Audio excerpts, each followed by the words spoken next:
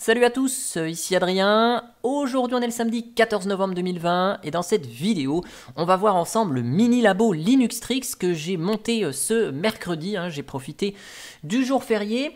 Ce mini labo Linuxtrix en fait c'est une mini infrastructure d'entreprise qui est présente à la maison pour pouvoir vous faire des vidéos dans la liste de lecture que j'ai récemment créée, informatique dans le contexte professionnel.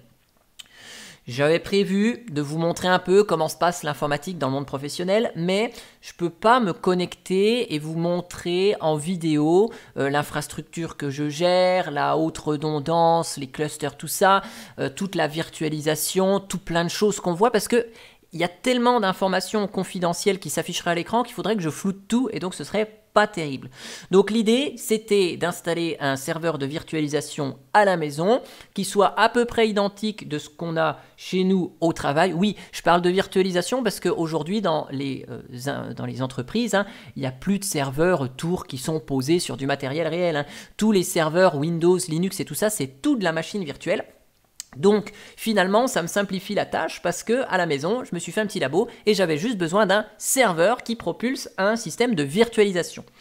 Donc vu que ce serveur de virtualisation il sera dans le salon, dans un meuble télé, il ne faut pas que ça fasse du bruit. Il ne faut pas que ce soit trop gros, il ne faut pas que ça consomme trop non plus parce que c'est hébergé à la maison. Donc plutôt que de partir sur une machine gamme professionnelle ou autre, je suis parti là-dessus. Donc on va voir ensemble tous les détails croustillants. C'est un petit Intel NUC. Donc le modèle choisi avec précision, c'est ce NUC là, le NUC 8 i5 BEH. Donc je vais vous le démonter juste en vidéo, que vous voyez à quoi ça ressemble l'intérieur d'un NUC ici et comment il est équipé. Donc ce qui est intéressant, c'est qu'il est assez récent, il date du 3e trimestre 2018. Ce qui est intéressant aussi, c'est le processeur, puisque je vais faire de la virtualisation dessus. Donc là, il est équipé d'un processeur Intel Core i5 8259U. Donc ce processeur, ce qui est intéressant de noter, c'est qu'il a 6 mégas de cache. Il va jusqu'à 3,8 GHz. Il a donc 4 cœurs 8 threads, donc c'est relativement correct pour faire de la virtualisation, sachant qu'en virtualisation on peut allouer plus que ce que la machine dispose, si tout ne tourne pas en même temps, donc ça ne posera pas de problème. Ce NUC supporte grâce à ce processeur jusqu'à 32 Go de mémoire RAM, donc c'est de la DDR4 2400. Deux barrettes, deux emplacements de barrettes. Moi j'ai équipé le NUC que d'une seule barrette à 16 Go. J'ai pas besoin de plus pour le moment. Je pourrais étendre la mémoire vive si besoin est, mais je pense pas. Ça sert à rien pour le moment. Dedans, on a quoi aussi? Alors vu que j'ai installé même VMware ESX, la plateforme de virtualisation VMware, il me faut une carte réseau qui soit supportée par VMware. Donc ici, c'est une Intel carte réseau Intel, donc la i219V. Le pilote Intel NE1000 est donc supporté par VMware. Voilà. Donc ça c'est pour la partie contrôleur réseau. Pour la partie stockage, donc il y a un port M2. Donc ça c'est pratique, j'ai mis un disque de 500 Go dedans, SSD M2. Et puis ce modèle là, il a l'avantage de disposer d'un port SATA supplémentaire qui permet de mettre un disque 2,5 pouces, qu'il soit mécanique ou SSD. Donc là pour le moment c'est vide, mais au moins ce sera prévu. Si j'ai besoin de mettre un peu plus de stockage, je pourrais le faire en ajoutant un SSD supplémentaire. Après, dans les options que permet ce NUC également en plus, il y a plein de ports USB, il y a du Wi-Fi, il y a du Bluetooth, il y a un lecteur de carte SD. Donc tout ça, je n'utilise pas. Donc pour que vous ayez une idée du coût de l'ensemble, le NUC ici m'a coûté 270 € environ, plus la barrette de RAM 16 Go, j'ai pris une Crucial ici, qui m'a coûté soit une soixantaine d'euros. Et puis le disque SSD NVMe, donc en PCI Express M2, il m'a coûté 66,21 €. Enfin pas exactement, donc j'ai calculé, moi ça m'a coûté au total, ce que je vous montre ici, ça m'a coûté 406,33 € pour être très précis. Donc ici, je vous montre à quoi ressemble ce NUC que vous le voyez ici. Donc devant, vous voyez, il y a deux ports USB 3, la possibilité de mettre un micro-casque, le bouton d'alimentation. Sur le côté, ici, on a le lecteur de carte SD et puis un petit crochet là, de verrouillage si on souhaite sécuriser le NUC. De l'autre côté, donc on a l'arrivée d'air également. Et puis tout derrière, ici, hop là, voilà, on a deux ports USB. Alors attendez, il y a le câble réseau qui embête. Voilà, il y a deux ports USB 3, il y a un port Thunderbolt, il y a la prise HDMI qui permet d'avoir donc l'écran forcément, la prise d'alimentation et la partie RJ45 ici. Et puis là on a la sortie d'air, en fait l'air est aspiré de chaque côté ici, à gauche et à droite, et puis c'est ressorti ici.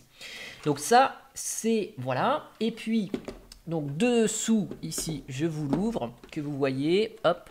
Voilà, donc en fait on dévisse ici les vis, hein, j'ai pré-dévissé pour que ce soit plus facile dans cette vidéo. Et donc on voit ici l'emplacement pour le disque 2,5 pouces. Et puis je vais vous prendre la caméra, histoire que vous voyez un peu mieux. Ici, ok, vous voyez à quoi ça ressemble l'intérieur, c'est super compact. Donc à droite, vous avez le disque SSD Crucial, branché ici en PCI Express direct. Et puis à gauche, vous avez la barrette de RAM qui est dans le premier emplacement. Et il y a un deuxième emplacement disponible si besoin est. Voilà, donc c'est tout compact, c'est tout là-dedans, c'est vraiment pratique. Et donc ici après bon, on va vous revisser ici de ce côté là. Donc vu que c'est un serveur de virtualisation sur lequel j'ai installé VMware, là je vais vous le démarrer le temps que ça démarre.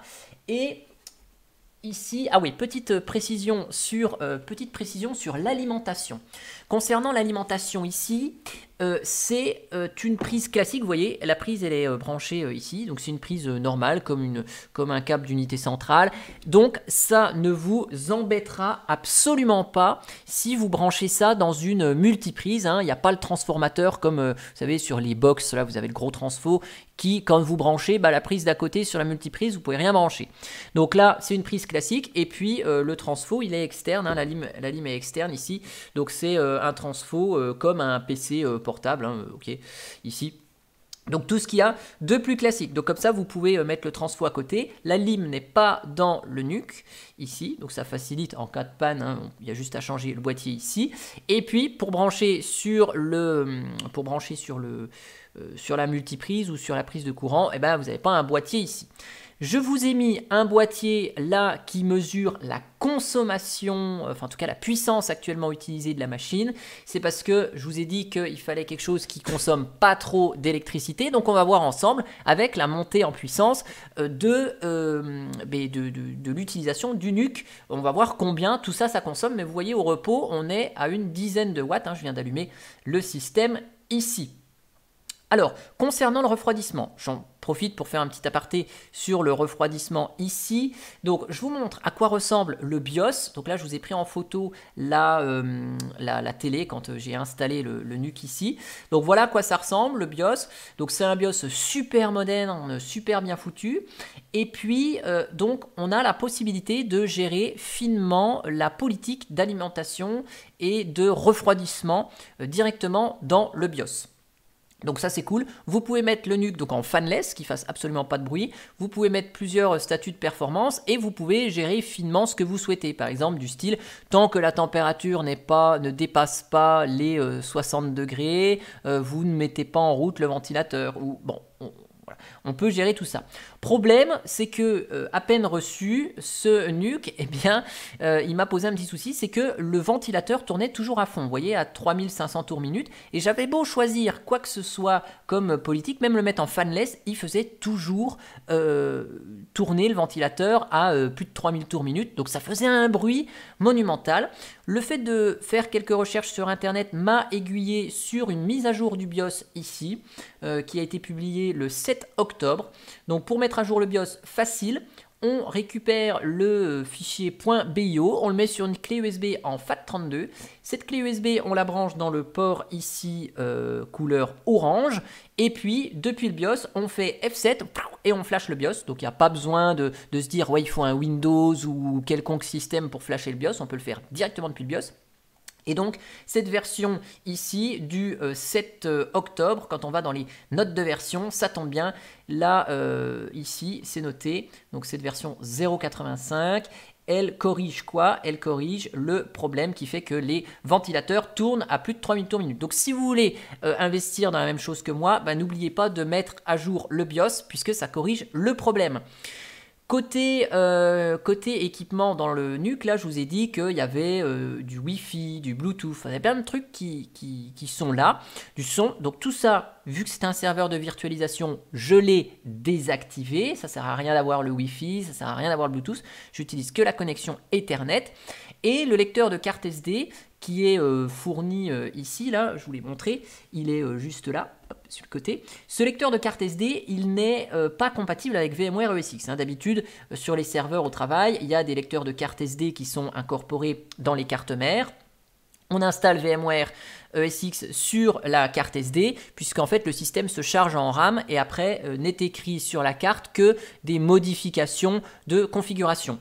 Donc la carte est peu sollicitée, on peut installer le système sur la carte et ça laisse l'ensemble du stockage pour installer tout ce dont on a besoin, pour avoir de la place pour les machines virtuelles, les data stores, etc.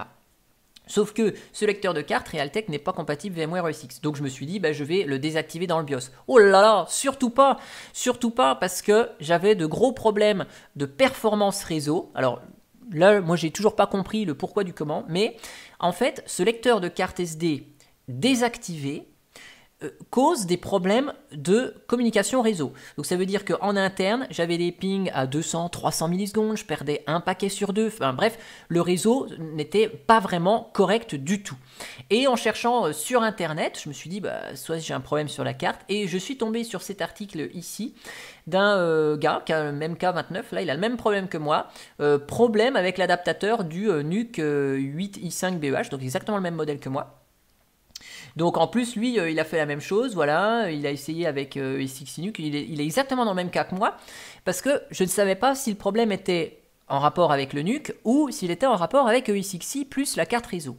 Et après 2 heures de recherche, eh bien, je suis tombé sur ce post-là et le mec il dit qu'il faut désactiver le lecteur de carte SD, enfin il faut réactiver le lecteur de carte SD parce que la désactivation lui causait des problèmes. Et donc j'ai essayé de faire ça et effectivement ça corrige le souci. Donc tout ce que je vous dis ici, je vous remettrai l'article dans le descriptif de cette vidéo où je vous explique tout ça, tout ce que j'ai fait ici. Et donc au final, le labo Linuxtrix, il ressemble à quoi? Donc là, hop, je vais mettre ça et ça en juxtaposition. Je vais voir si on peut garder un petit œil sur la consommation ici. Ok, donc ce que je vais même faire, je vais vous mettre plus gros. Hop, regardez, on va faire comme ça. Ok, je vais vous mettre ça plus gros. Comme ça, on va bien voir ici la consommation. Ok, voilà. Ça, on va bien voir ce qui se passe. Et puis, je vais vous montrer à quoi ressemble le mini labo Linuxtrix. Alors, hop, je me mets là. Je vais juste rafraîchir la page. Donc là, je vais me connecter. Donc là, c'est la partie la plus intéressante au final. Hop, ça, je vais le déposer là. Donc, ici, voici l'interface de VMware, donc bon, classique. Vous voyez, le NUC consomme 4,3 watts, 4,4 watts. Donc, au repos, quand il se passe strictement rien, la machine, franchement, elle consomme que dalle. Donc là, ce que je vais juste faire, je vais enlever le mode maintenance de l'ESX, hein, puisque j'ai des machines virtuelles qui démarrent automatiquement, notamment celle-ci et celle-ci. Donc là, je les rallume ici. Donc, pour l'interface, je ferai peut-être une présentation de l'interface de VMware dans une autre vidéo, si ça vous intéresse, il n'y a pas de souci. Donc là, hop, je vais réduire ça, ok. Donc là, on a la partie consommation de l'hôte ici. Donc là, ce qu'on voit, c'est que, hop, je reviens là pour rafraîchir les données. Donc là, les machines se lancent. Donc j'ai 2 machines virtuelles lancées, un routeur logiciel pour les besoins de faire plein de réseaux virtuels, et puis un serveur de jeu ici qui se lance tranquillement. Vous voyez qu'avec 2 machines virtuelles, toutes simples, lancées, qui font pas grand chose, on est à 6 allez, 6 watts niveau consommation. Donc, c'est pas ça qui va quand même exploser votre facture électrique, hein. Donc là, bon, vous allez me dire, la machine, elle est peu utilisée. Donc ce qu'on va faire, je vais vous lancer un Windows, hein, puisque j'ai fait déjà des tests sur Windows. Donc je vais lui mettre 4 CPU, je vais mettre 4 Go de RAM, ok.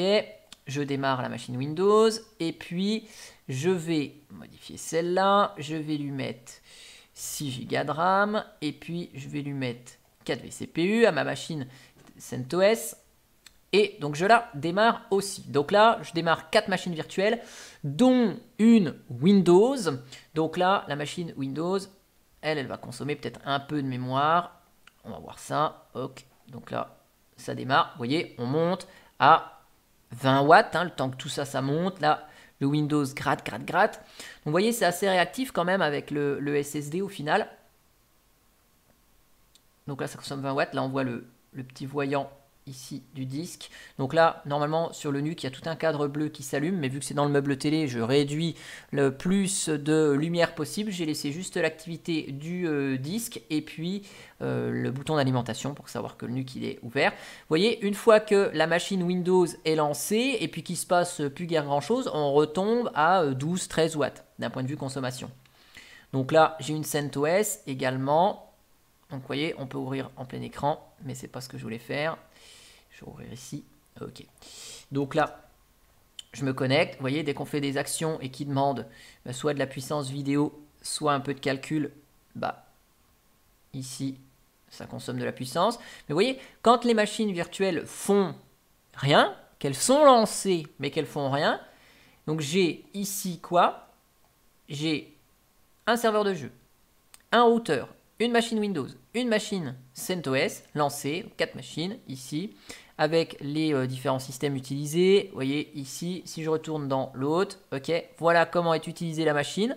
Processeur 32% des capacités en gigahertz. Ici, niveau RAM, on est à 56% utilisé et on consomme 11 watts. Voilà. Donc là, si je lance quelques commandes, par exemple dd if égale dev 0, of égale dev nul, hop, voilà, je vais occuper un CPU.